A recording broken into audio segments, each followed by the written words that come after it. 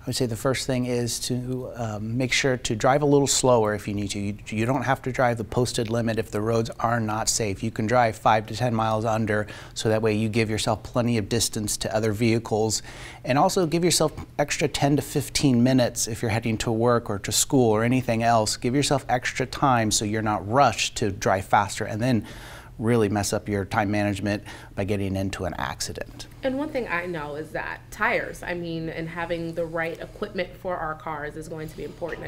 We're transitioning from fall and quickly into winter, but what should we make sure that we're prepared when it comes to that type of thing, when it comes to our cars and things that are supposed to go inside of it in case of an emergency? So you want to make sure you have an ice scraper, you want to make sure you have extra blankets, maybe a flashlight as well, and keeping your cell phone charged or having a battery charger in case you need to make a phone call, you're able to make that emergency phone call. And why is it so important to have that emergency kit? What can happen to where, if we think that we're only going to work, which is our usual 10 to 15 minutes, but something could happen? Do you know any examples that what type of emergencies we might get into?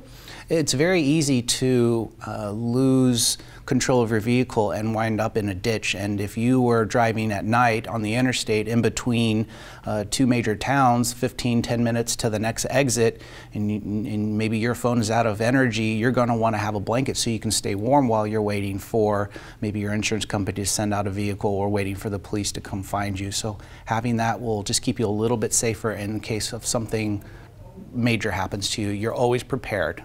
Is there any,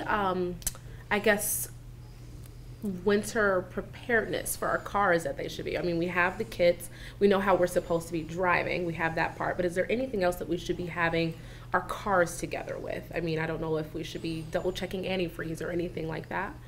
Yeah, you want to double check antifreeze, make sure that it's filled, making sure your car is cleaned off properly. After it snows, clean off your headlights so you're visible, and make sure you turn your headlights on so that way you're visible to other drivers. Clean off your brake lights so motorists see you using your turn signal and can see when you're braking, which will help them stay safe and help you from getting rear-ended. Clean off your rear camera sensor for your backup camera so that way it functions. Clean off your lane assist sensors if you have them so they function properly, and even clean off the top of your car, because when you come to a stop or if it's really windy, that loose snow can fall to the back or to the front of your car on both of those windows and then obstruct your view. And so just making sure that you clean off your car really well. Just take a few extra seconds to clean the whole thing off. Not just what you need to drive, but clean off your whole vehicle. Will make you more visible and will make you safer on the road. Awesome. And last thing, we know that it could be icy. Is there anything that, we talked about being slower, but is there anything else that drivers should keep in mind as they drive in those conditions? Yes, besides driving slower, be sure to brake sooner than you usually do, so that way you can get a sense for how that road is and you don't run into black ice.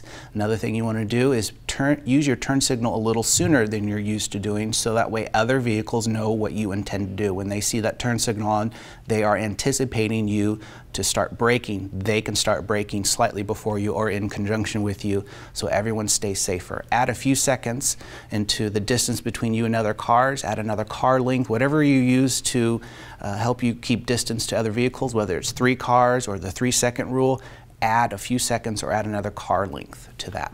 And to be sure to stay off your cell phone. It's really important to stay off your cell phone even when the weather is extra bad. Even if you're in at a stoplight or a stop sign, don't pull your cell phone out. That's still illegal. You can't use your cell phone when your car is in drive and you are in the lane of traffic. So even if you're at a stoplight, stay off your cell phone so that way you can pay attention and you can start accelerating safely.